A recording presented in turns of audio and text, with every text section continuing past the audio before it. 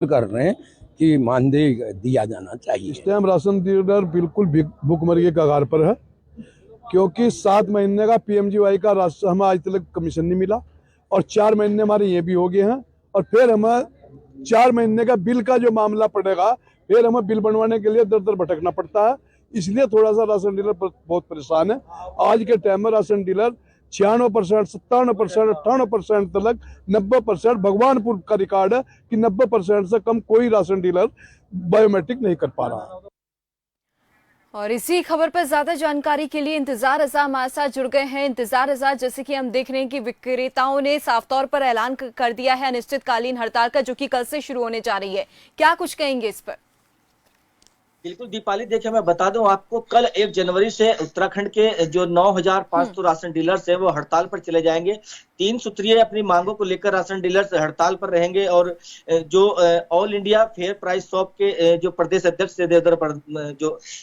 देवाधर बर्जवासी, उन्हीं के नेतृत्व में यहाँ पर ये हड़ताल कल से यहाँ पर जारी हो जाएगी और विभिन्न मांगों को लेकर यहाँ पर राशन डीलर हड़ताल पर रहेंगे, जिसके चलते जो सरकारी सस्ते गल्ले की जो दुकानें हैं और जो लोग हैं राशन लेने वाले, उनको खासा जो परेशानियां है उनका सामना यहाँ पर करना पड़ेगा। और जिस तरीके से राशन डीलर्स के द्वारा यहाँ पर मांगे की जा रही है कि उनका लगभग 30,000 रुपए का जो मानदेय है वो तय होना चाहिए और दिल्ली की तर्ज पर करीब 300 रुपए पर क्विंटल का जो उनका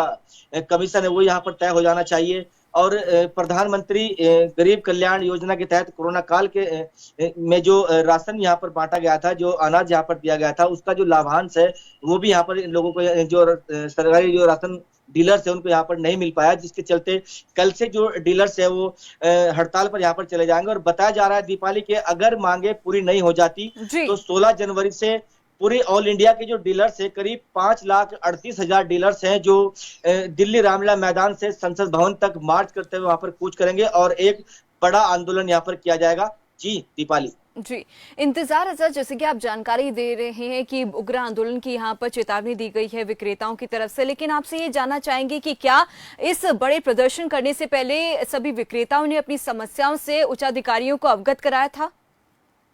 बिल्कुल दीपाली, मैं बता दूं आपको, जिस तरीके से लगातार यहाँ पर कल से हड़ताल की यहाँ पर बात की जा रही है और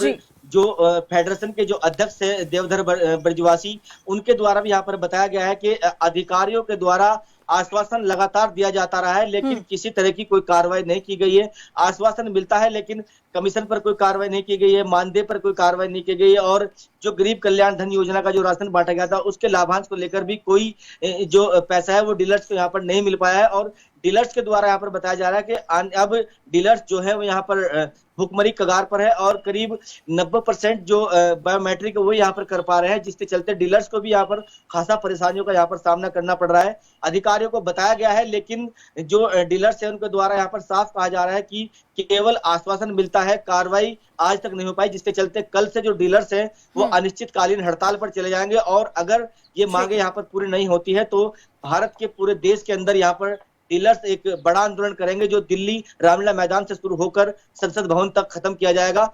जी चलिए, बहुत बहुत धन्यवाद इंतजार रजा इस तमाम जानकारी को साझा करने के लिए।